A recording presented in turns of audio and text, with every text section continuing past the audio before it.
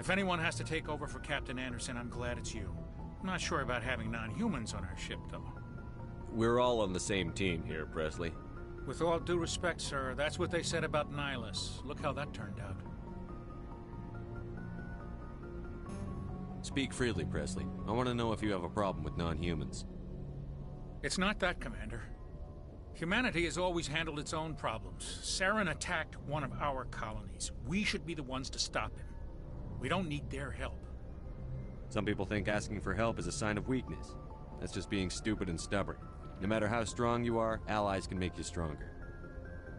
I guess so. Maybe I'm just stuck in the old ways of thinking. But don't worry, Commander. This won't be a problem. How did you end up assigned to the Normandy? I signed up with the Alliance as a navigator right out of school, following in my grandfather's footsteps, I guess. My first posting was on the Agincourt. We were, of course, the only reason the colony was still standing. How'd you end up on the Normandy? I got my officer's commission after Elysium. Must have made an impression on the right people. Captain asked for me when he was picking his crew.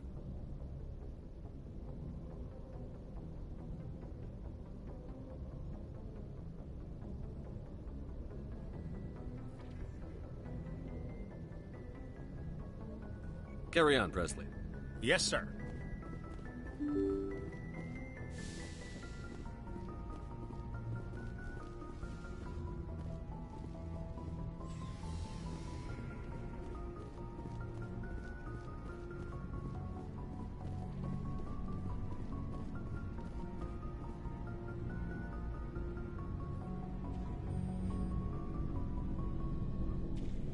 Anything you need, Commander? Just trying to get a sense of where the crew's at. Thoughts? I've wasted enough of your time for now, Commander. We'll have time for personal debriefings later. We'll talk another time, Commander?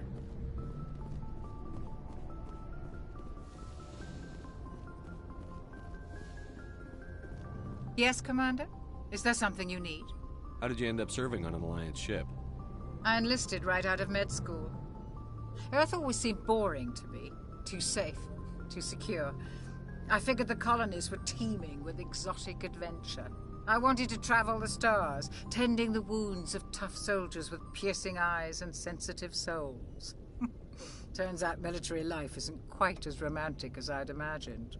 But humanity needs the Alliance if we want to keep expanding through the Traverse, and the Alliance always needs good doctors. So I stayed on to do my part. Ever think you made the wrong choice? Sometimes I think about opening a private practice back on Earth. Or maybe taking a position at one of the new med centers out in the colonies. But there's something special about working on soldiers. If I left the Alliance now, I'd feel like I was abandoning them. How well do you know the Lieutenant? I'd never worked with him before this mission. But he has an impressive service record, over a dozen special commendations. Tends to keep to himself, though. Maybe because of the headaches. It's not easy being an L2. What does that have to do with it? Well, most biotics now use the L3 implants. Lieutenant Alenko was wired with the old L2 configuration. Sometimes there are complications. What kind of complications? Severe mental disabilities, insanity, crippling physical pain. There's a long list of horrific side effects. Caden's lucky. He just gets migraines. I should go. Goodbye, Commander.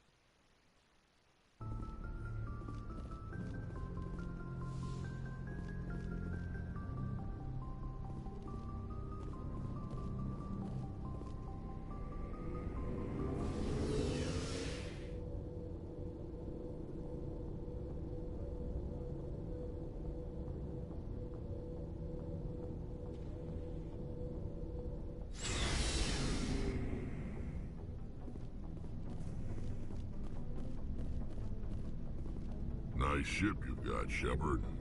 What can I do for you? What's your story, Rex? There's no story. Go ask the Quarian if you want stories. You Krogan live for centuries. Don't tell me you haven't had a few interesting adventures. Well, there was this one time the Turians almost wiped out our entire race. That was fun. I heard about that. You know, they almost did the same to us. It's not the same. It seems pretty much the same to me. So your people were infected with a genetic mutation? An infection that makes only a few in 1,000 children survive birth? And I suppose it's destroying your entire species? I suppose it isn't all the same. I don't expect you to understand, but don't compare humanity's fate with the Krogan. I was just making conversation. I wasn't trying to upset you. Your ignorance doesn't upset me, Shepard. As for the Krogan, I gave up on them long ago. The genophage infected us, but it's not what's killing us. Are your people really dying? We're sure not getting any stronger. We're too spread out. None of us are interested in staying in our own system. Lots of species have left their homes and prospered. But they go to colonize new worlds. We're not settlers. We're warriors. We want to fight. So we leave. Hire ourselves out. And most of us never go back. What can you tell me about the genophage? Ask the Solarians if you want details. They made it. All I know, it makes breeding nearly impossible. Thousands die in stillbirth, and most never get that far. Every Krogan is infected, every one, and no one's rushing to find a cure. Why don't the Krogan try to find a cure? When was the last time you saw a Krogan scientist? Ask a Krogan. Would he rather find a cure for the genophage or fight for credits? He'll choose fighting every time. It's just who we are, Shepard. I can't change that. Nobody can.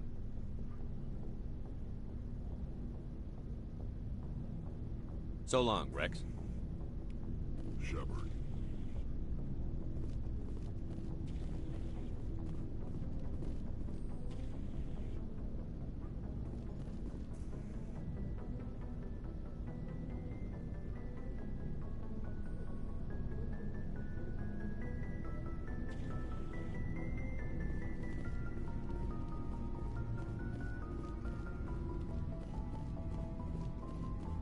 Thanks for bringing me on board, Commander.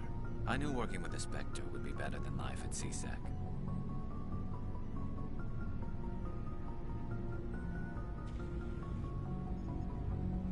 Have you worked with a Spectre before? Well, no, but I know what they're like. Spectres make their own rules. You're free to handle things your way.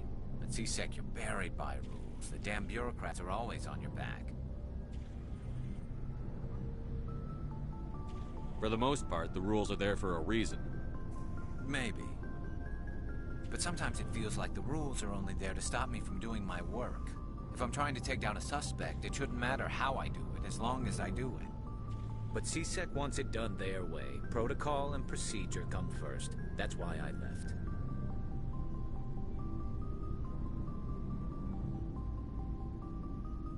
So you just quit because you didn't like the way they do things? There's more to it than that. It didn't start out bad, but as I rose in ranks, I got saddled with more and more red tape. C-Sec's handling of Saren was typical. I just couldn't take it anymore. I hate leaving. I hope you made the right choice. I'd hate for you to regret it later. Well, that's sort of why I teamed up with you.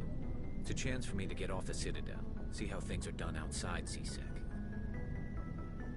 Either way, I plan to make the most of this. And without C-Sec headquarters looking over my shoulder, well, maybe I can get the job done my way for a change.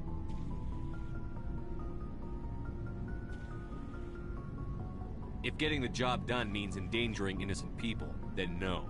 We get the job done right, not fast. Got it? I wasn't trying to. I understand, Commander.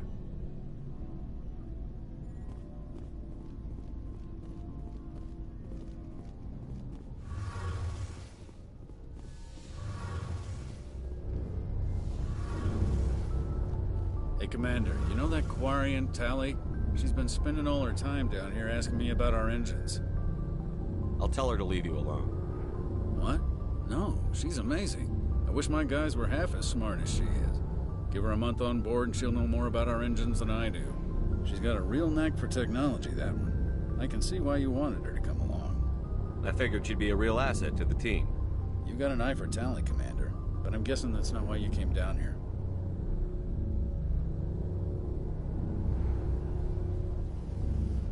Fill me in on the IES stealth systems. How does it work exactly?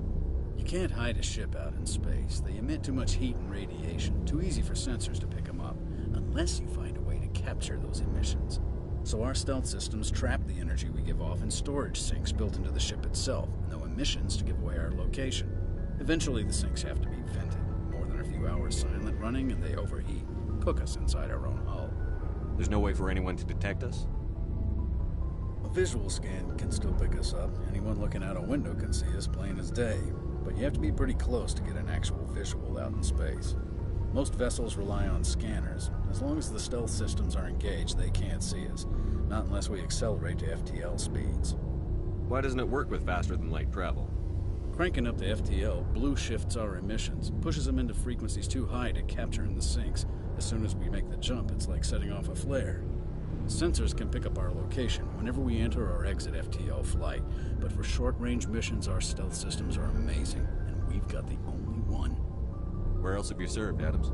If you name a class of Alliance ship, I've probably served on it. Everything from dreadnoughts and carriers right down to frigates like the Normandy. My last assignment was on the Tokyo, only a cruiser, but she was a good ship. Couldn't hold a candle to the Normandy, though. I want to know more about the Normandy. She's the best ship I've ever served on. Probably the fastest vessel ever designed. And she's the only one using the new Tantalus drive core. What's so special about the Tantalus drive core? Proportionally, it's about twice the size of any other vessel. Not only are we faster, we can run at FTL speeds longer before we have to discharge the core. Carry on, Adams. Aye, aye, Commander. Your ship's amazing, Shepard. I've never seen a drive core like this before. I can't believe you were able to fit it into a ship this small. I'm starting to understand why you humans have been so successful. I had no idea Alliance vessels were so advanced. The Normandy's a prototype. Cutting-edge technology. A month ago, I was patching a makeshift fuel line into a converted tug ship in the flotilla. Now, I'm sitting on board one of the most advanced vessels in Citadel space. I have to thank you again for bringing me along. Traveling on a vessel like this is a dream come true for me. I had no idea you found ship technology so interesting. It comes with being a Quarian. The migrant fleet is the key to the survival of my people. Ships are our most valuable resource. But we don't have anything like this. We make do with cast-offs and second-hand equipment. We just try to keep them running for as long as we can. Some of the fleet's larger vessels date all the way back to our original flight from the Geth. I can't believe your fleet's still using ships that are 3 centuries old. They're constantly being repaired, modified, and refitted. They aren't pretty, but they work. Mostly. We've tried to make ourselves as independent as possible on the flotilla. Grow our own food, mine, and process our own fuel. But some things we just can't make on our own. A patch to maintain the hull integrity requires raw materials we just don't have. That's why our pilgrimages are so important. Tell me about your people. Our lives aren't easy. Resources are scarce, and we are constantly on the move. Everything we do must in some way contribute to the continuation of the migrant fleet. There are 17 million Quarians in the flotilla, and each of us relies on the others for survival. The bonds among my people are strong. Unfortunately, We have had to surrender many of the freedoms and civil liberties other species take for granted.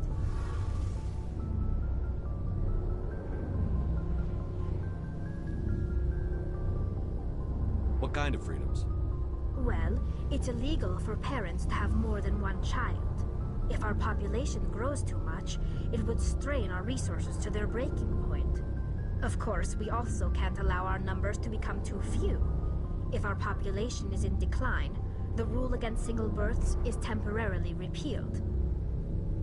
In extreme cases of population decline, incentives are even offered to encourage multiple births, though the Conclave hasn't had to take such measures in nearly a century.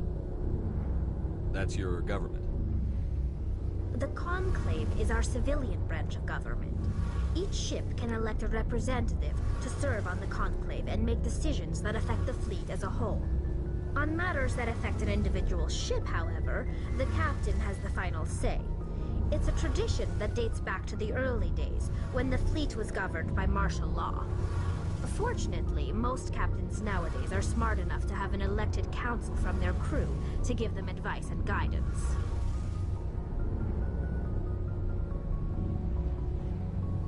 So the ultimate power rests with elected officials. In practice, the Conclave and the respective council for each ship tend to set the rules that govern our daily lives. But in theory, we are still under military jurisdiction. The 5 top-ranking military officials in the fleet serve on the Admiralty Board. These 5 have the power to overrule any decision by the Conclave in case of emergency. To do so requires unanimous agreement among the Admiralty, and they can only do this once. After that, the entire board must resign their posts. It's a safeguard that served us well. In nearly 3 centuries, the Admiralty Board has only overruled the Conclave 4 times. I want to know more about the Geth. I doubt I can tell you anything you don't already know. It's been almost 3 centuries since they drove my people into exile. All I know is the story of their origins, what they were when we created them, and how they turned on us. Interesting. The Geth were originally created to serve as an automated manual labor force. Initially, their intelligence was as limited as any VI. Over time, we made small modifications to their programming to allow them to perform more varied and complex tasks, bringing them closer and closer to true AI status. How come the Council didn't step in and stop you? This wasn't true AI research. We may have been skirting the bounds of the law, but we never did anything that was actually illegal. The changes were so insignificant, so gradual, that we were able to control them. Or so we thought. But one thing we underestimated was the power of the neural network. A million Geth thinking simultaneously created an inherently unstable matrix. So, the Geth share brain power? Many of the Geth's logic systems were designed to work in concert with other nearby Geth. Basically, the more of them you have in a group, the smarter they are. So there's some sort of group consciousness? No, nothing like that. They cannot share sensory data or information. Their programming cannot handle that much simultaneous input. Each Geth maintains an individual awareness and identity. The neural network only operates on a process-based level. It's basically the synthetic equivalent of a subconscious.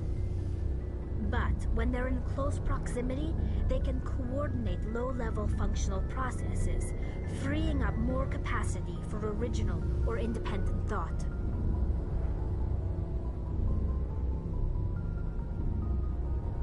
That doesn't make any sense. I'm probably oversimplifying. The Geth are incredibly advanced and complex creations. All you need to know is that they get smarter when they gather in large numbers. As we built more and more Geth, their effective intelligence became more sophisticated, more abstract. One day, a Geth began to ask its Quarian overseer questions about the nature of its existence. Am I alive? Why am I here? What is my purpose? As you can imagine, this caused a near panic among my people.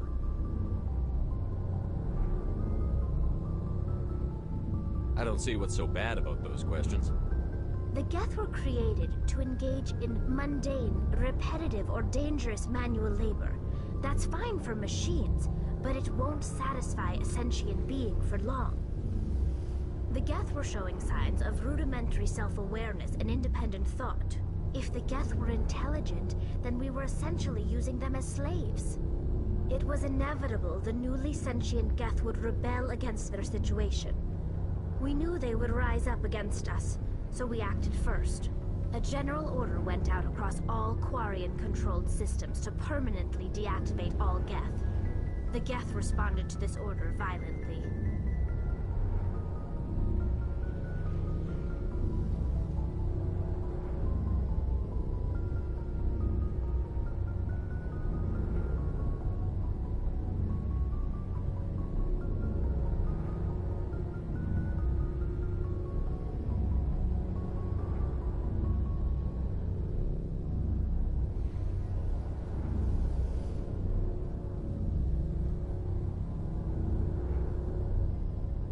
Can't blame them for fighting for their survival. We had no other choice. The Geth were already on the verge of revolution. By acting quickly, we had a chance to end the war before it began. The hope was that most of the Geth would still be little more than machines, incapable of organized resistance. But they had progressed much further than anyone anticipated. The war was long and bloody. Millions upon millions of Quarians died at their hands. In the end, we were forced to flee our own homeworld. We feared the Geth would pursue us, but they never came beyond the Veil. Now we drift through space, exile, searching for a way to reclaim what was once ours. It's hard to feel sorry for you. Your ancestors tried to wipe out another species. We made a mistake when we created the Geth in the first place, but we did not make a mistake when we went to war against them. If we had not acted, they would have wiped us out. They're a synthetic life form. They have no use for organics. None. Why do you think they cut themselves off from the rest of the galaxy? Why do you think they've killed every organic being who's ever tried to contact them? I didn't mean to offend you. I'm sorry. I didn't mean to get so worked up. Most Quarians tend to have pretty strong opinions about the Geth. I want to know more about the Geth. I doubt. All I know is the... Like what? I want to know more about the pilgrimage. When my people reach maturity, we leave our birth ships and seek acceptance with a new crew. It's necessary to maintain genetic diversity among the fleet. But no ship wants to accept someone who will be a burden on them. So, to prove our worth, we embark on a pilgrimage. We set out alone, leaving the flotilla and our families behind us. We only return once we have found something of value we can bring back to the fleet. This is presented as a gift to the captain of the respective ship we wish to join. If the gift is accepted, we are welcomed into the crew. Can a captain choose to reject the gift? That doesn't happen often. Most captains are eager to increase the size of their crew. It increases their own standing in our society. Even when a gift is not particularly valuable, the captain usually accepts it out of a sense of tradition. However, there is a stigma to presenting a substandard gift. It's not the best way to make a good impression on a new community. Most pilgrims don't return until they find something worthwhile. Can a captain choose to reject it? It's not the best way to make a... I can't believe they just send you off alone. It's not like they just cast us out. Before we leave, we are given lessons in how to survive outside the flotilla, and given gifts to help us on our journey. We also receive implants to fight off sickness and disease. Generations of living in an isolated and highly controlled environment have left our immune systems weaker than most. By the time we leave the fleet, we are well equipped for the pilgrimage. This is a rite of passage for all Quarians. If it were dangerous, our numbers would suffer.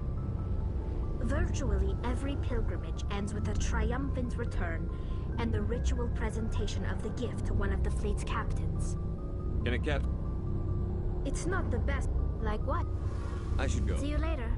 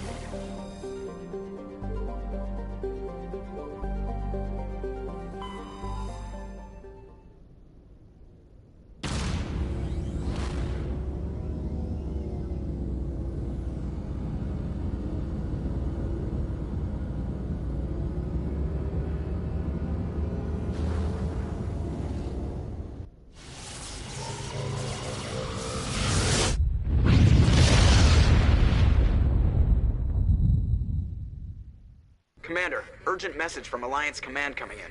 I'll patch it through. Shepard, this is Admiral Hackett from Alliance Command. We've got a situation here, and you're the only one that can handle it. What do you need, Admiral? There's an Alliance training ground where we test weapons and technology in live fire simulations.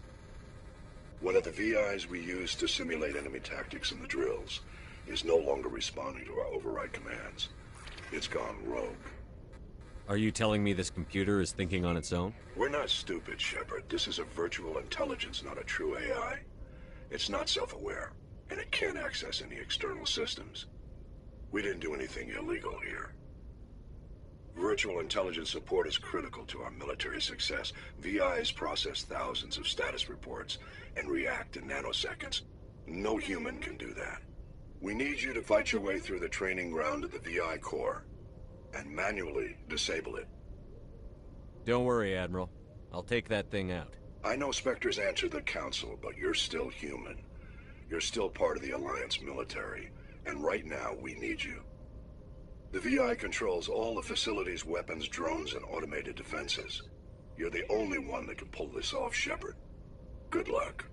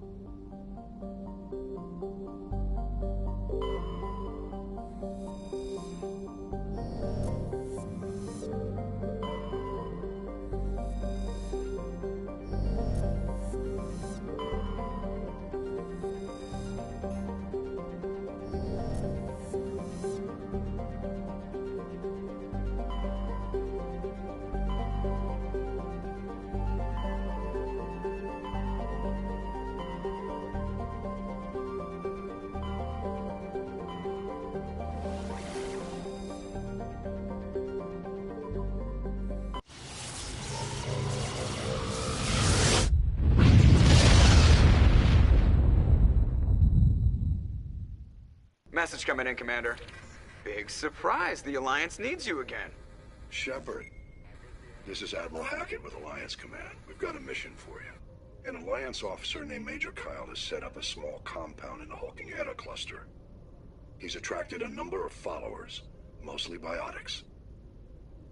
He's become an outspoken critic of the Alliance, and we believe he's mentally unstable. This could be trouble, Shepard. I'll look into it. 3 days ago, we sent... That compound is a cult, Shepard. I might be able to That end may it. not...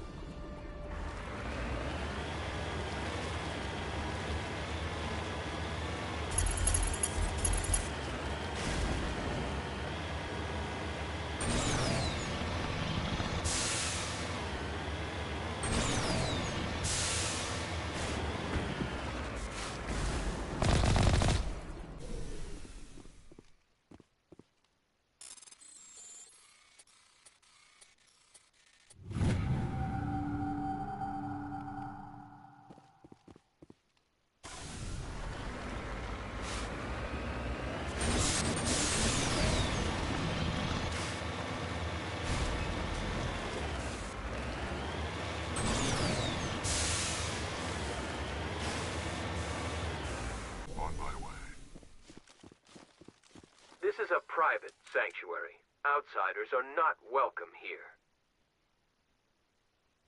One way or another, I'll find a way in. Father Kyle told us that the Alliance wouldn't let us live in peace. Father Kyle told us that the Alliance wouldn't let us live in peace. This is your last warning. Go away or we will defend ourselves. Hack the door open. They won't stand a chance against us.